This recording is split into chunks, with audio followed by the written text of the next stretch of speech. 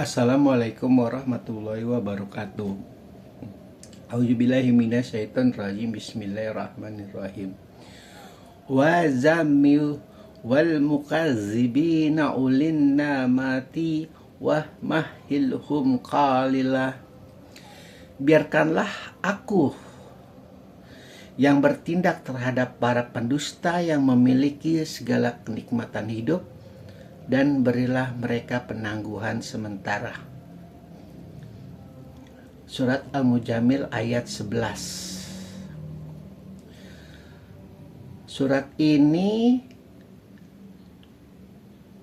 ada karena ayat sebelumnya mengatakan bahwa bersabarlah hai Muhammad terhadap apa yang mereka lakukan dan tinggalkanlah mereka dengan cara yang terbaik.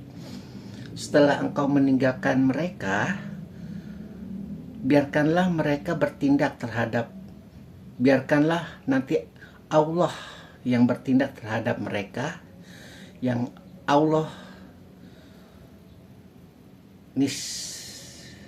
nisbahkan sebagai pendusta yang memiliki kenikmatan hidup, dan berilah mereka penangguhan sementara. Ayat ini fokusnya adalah kepada ayahnya Khalid bin Walid, yaitu Al-Walid Al-Mughirah, yang memiliki segala macam kenikmatan hidup. Istrinya banyak, anaknya tampan-tampan, cantik-cantik, usahanya luar biasa banyak, kaya raya. Mungkin satu-satunya yang bisa menyaingi Al-Walid Al-Mughirah ini adalah Abu Bakar As-Siddiq. Jadi kalau dari sisi politik, ekonomi, memang orang-orang kaya pada saat itu juga terbelah dua. Ada yang memihak kepada Rasulullah, ada yang memihak kepada kaum musyrik. Dalam hal ini yang Allah bahkan dengan tokoh utamanya adalah Al-Walid Al-Mughirah,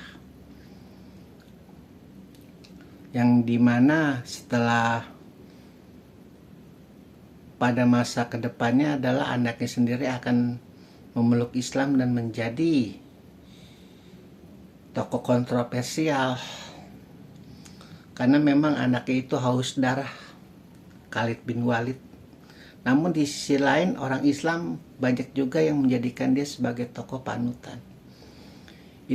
Hal itu nanti akan kita lihat insya Allah di padang mahsyar kebenarannya siapa. Jadi kembali lagi kepada ayat ini bahwa sudah, ketika engkau sudah menyampaikan perkataanku yang berat ini Muhammad kepadamu, kau sampaikan kepada mereka dan mereka tidak menerimanya, mereka mendustakannya, mereka lebih memilih kenikmatan hidup mereka, ya sudah. Lalu Allah katakan, berilah mereka penangguhan sementara. Kata-kata berilah penangguhan mereka sementara ini hubungannya di ayat berikutnya.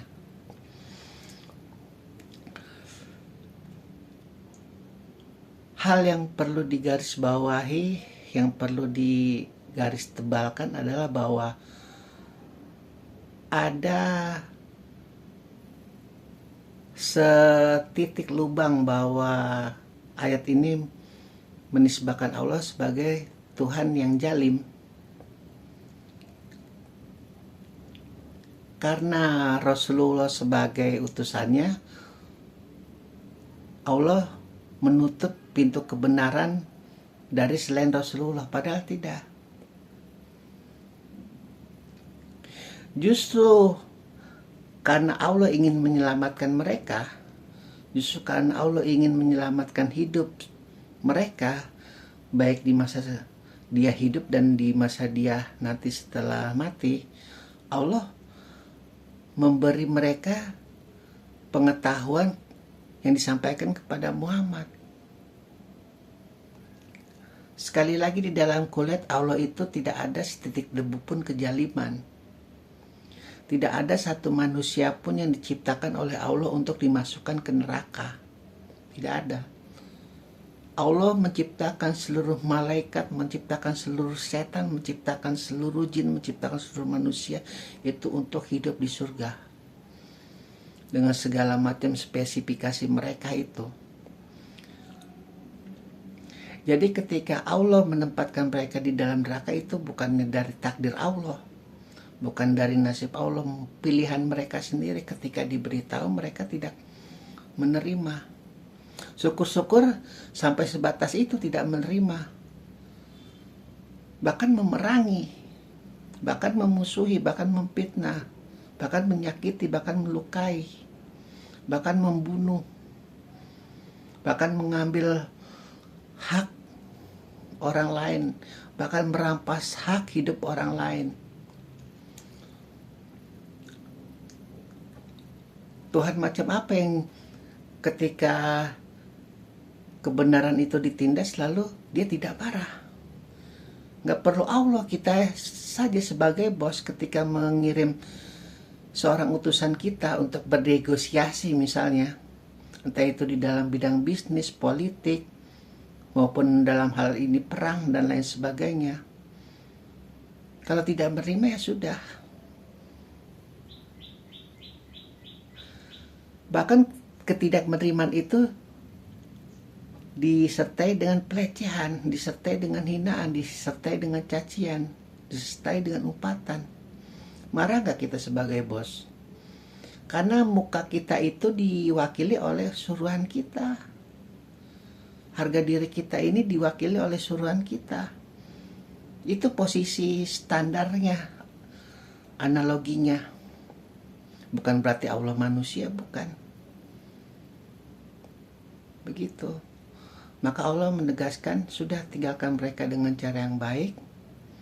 Ya Muhammad, biarkanlah aku yang akan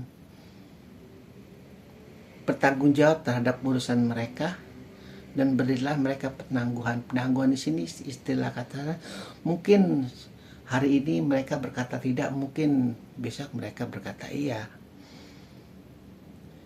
Pun di dalam kulihat ini ditegaskan bahwa segala kebaikan itu datangnya dari Allah, segala keburukan itu datangnya dari diri kita sendiri. Mungkin suatu saat nanti Allah berkehendak untuk menyadarkan mereka, entah dari usaha mereka sendiri atau mungkin kasih sayang Allah kepada mereka yang berlebih. Karena ada juga banyak kasus kejadian orang ingin berusaha berzina, ingin berusaha menjadi bajingan, ingin berusaha menjadi jalang, ingin berusaha menjadi koruptor, tapi tidak ada tempat. Jangan salah, banyak orang-orang semacam itu juga. Itu tandanya Allah memberi kasih sayang kepada mereka. Hanya mereka saja tidak sadar. Kok temen gue bisa korupsi sih? Sehingga hidup senang, kaya raya, rumah tangganya bahagia, anaknya terjamin sampai 3 generasi. Misalnya aku mencoba untuk mencuri 100 juta, 200 juta aja sulitnya luar biasa. Jangan salah.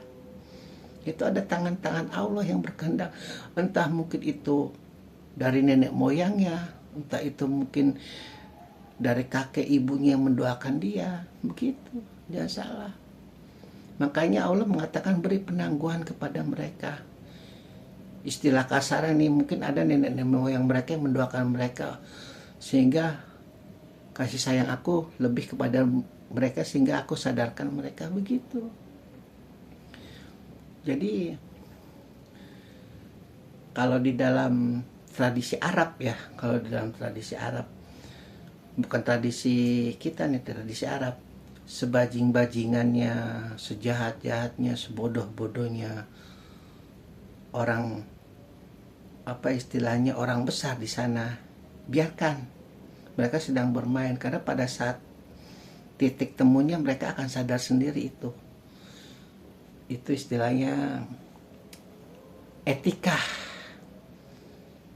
kepribadian di Arab. Begitu.